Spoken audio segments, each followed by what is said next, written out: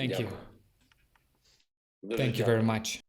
Для мене That's це a big honor to me. Шановний пане Dear Mr. Speaker, шановний dear пане Mr. президенте, President, шановна dear пані Mrs. Prime прем'єр-міністр, Minister, члени members уряду, of the government, шановні депутати, dear Eduskunta deputies, шановний dear пане Mr. Federal President of Germany, dear Chairman of the Swiss Federal Assembly, народи people of Finland. Я почну з того, I'll що start відбулося with what happened сьогодні this вранці. morning. The Russian military struck at the railway station in our city of Kramatorsk, По звичайному at the usual вокзалу, train station, звичайному at the ordinary people. військових там не було. There were no militaries. Які чекали At the people who were waiting for trains to leave to a safe area, they hit people with missiles. Є свідки, There are witnesses, there are videos, є залишки, there are remnants of missiles, немає. but there are no more people. Не менше 30 At least 30 dead, близько 300 about 300 wounded. Це на цей This is час. for now. Once again, Це this is an ordinary train station, an ordinary city in the east of our state. ось так. That's how Russia came to defend Donbass. Росія прийшла That's how Russia came to protect Russian-speaking people. This is how we live for 44th day, після 8 років after 8 years of war in the east of our country. I ask you to honor the memory of all Ukrainian men and women killed by Russian soldiers, Russian missiles, Russian bombs, with a moment of silence. Thank you.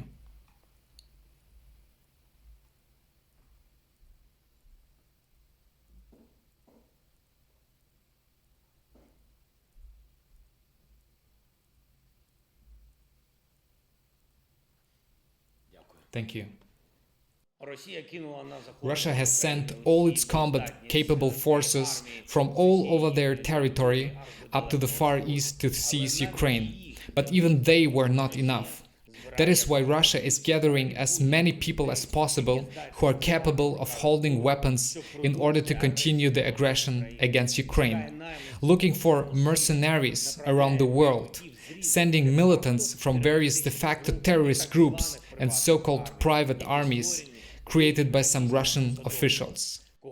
We have seen so many of them among the captured Russian military. Both very experienced killers and very young boys born in 2003 or 4. But none of them could adequately explain why they need this war against Ukraine. What is the purpose of these missile strikes at civilians? What is the purpose of the cruelty that the world saw in Bucha and other cities liberated by the Ukrainian army?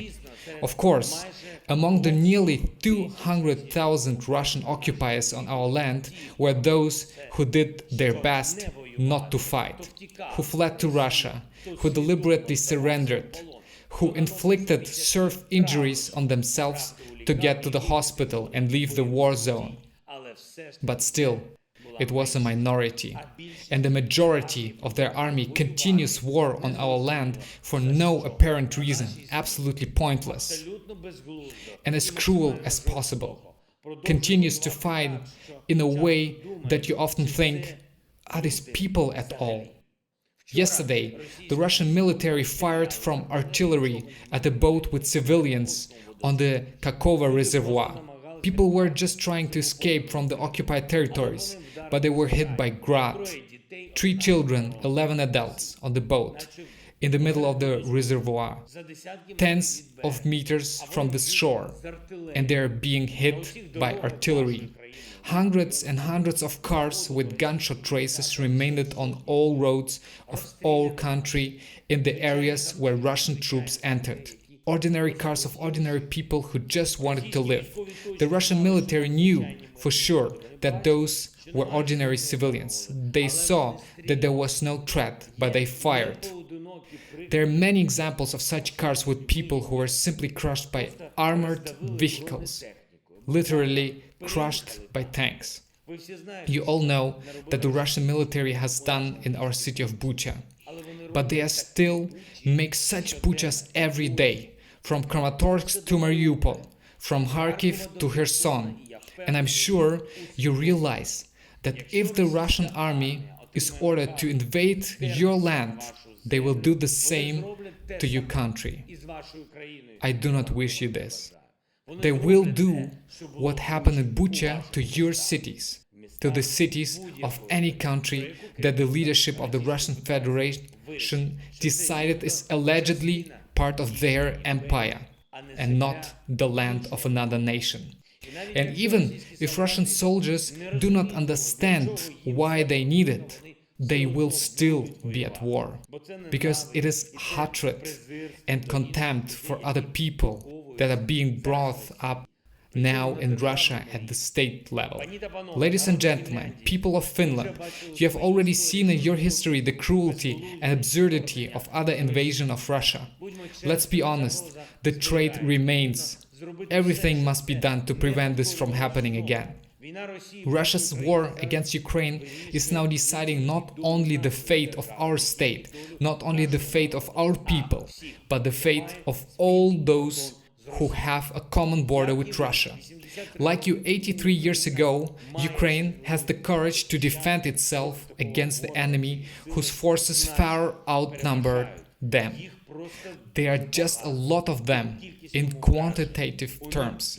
They have a lot of equipment and a lot of missiles, a lot of people who can be thrown into the war, and a lot of dollars and euros earned from oil trade that are then spent on propaganda of aggression.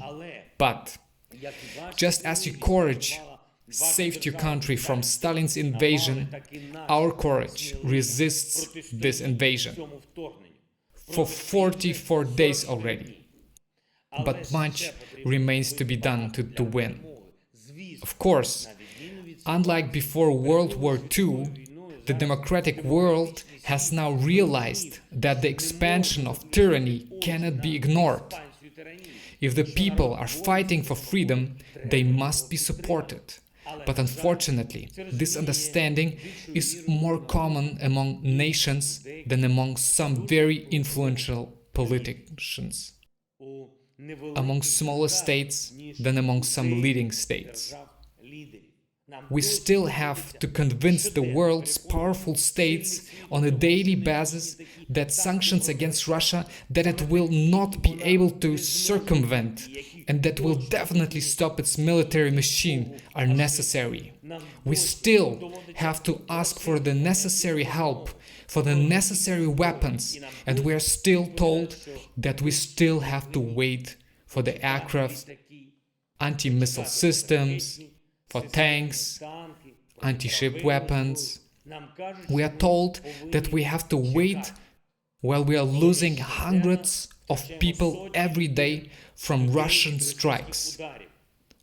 When dozens of our cities are destroyed, we have to wait while more than 10 million Ukrainians have become IDPs, and we have to wait when more than 3 million of these 10 left our country. We must do everything together so that they can return home.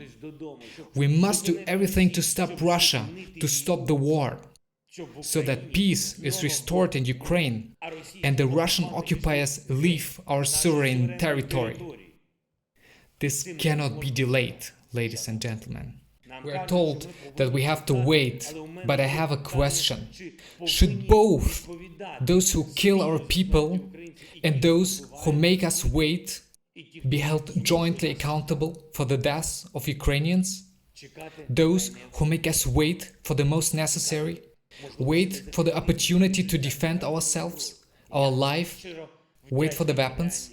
I'm sincerely grateful to Finland for not delaying when this invasion by the Russian Federation began, for coming to our aid immediately, for the fact that you made a historic decision to provide Ukraine with defense support, for being principled in sanctions matters, for being one of the moral leaders of our anti-war coalition.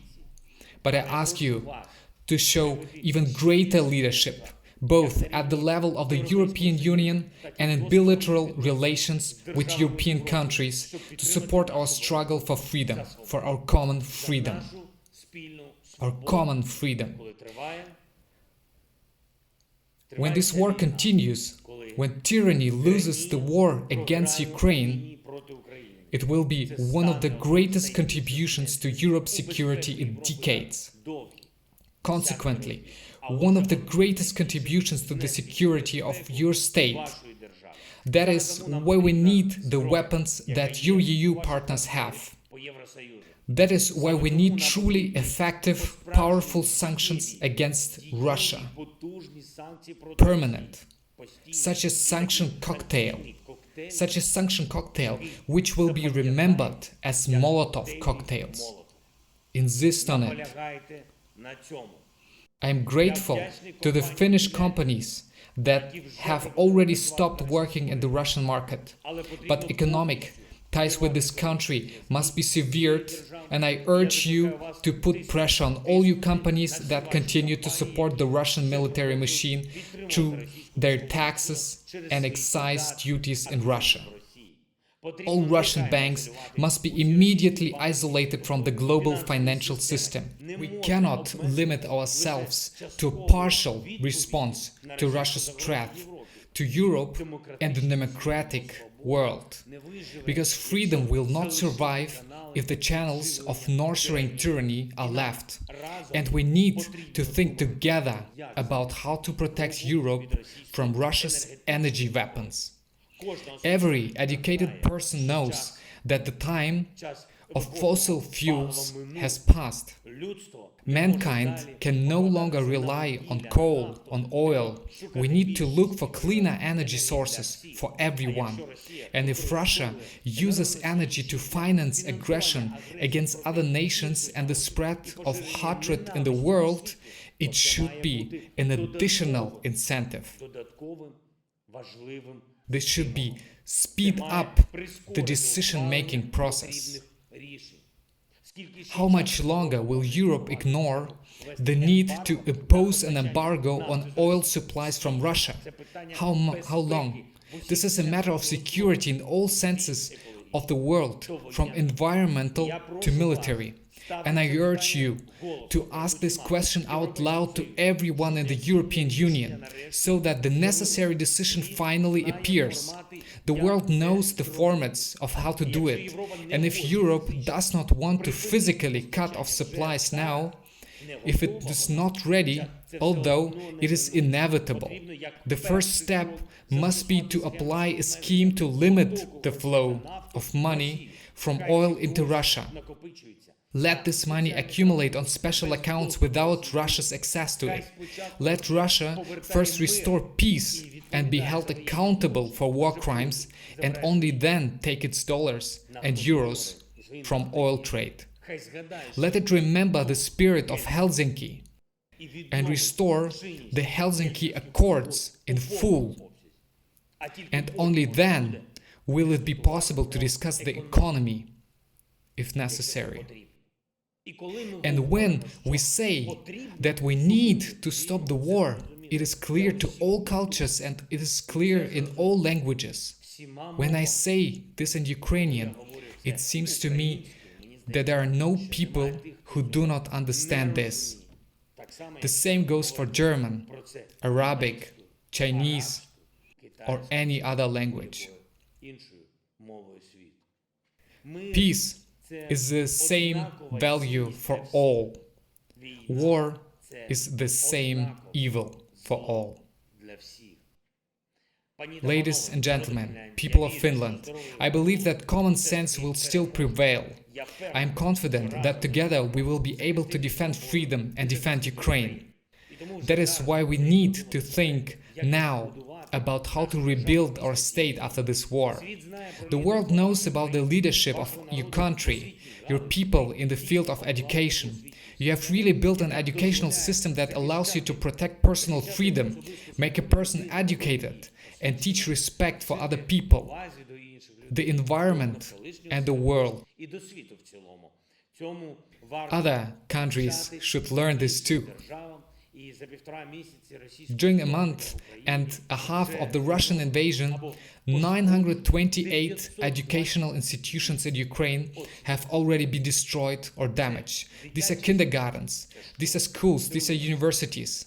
Я запрошую I invite you, вашу state, your державу, ваші companies, компанії, your ваших specialists спеціалістів to join приєднатися до the відбудови restoration нашої of our educational sector і до and the модернізації modernization of education в Україні. in Ми Ukraine. маємо зробити We must do все, everything після we can to цієї ensure that наджорстокої війни even after this проти brutal нашого war against our nation, our people continue to cultivate goodness in their hearts and stay open to the world.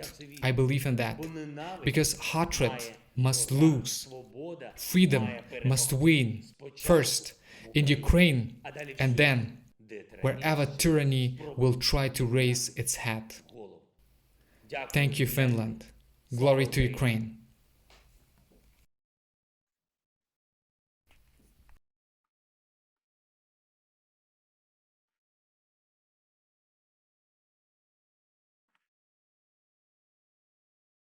Дякую.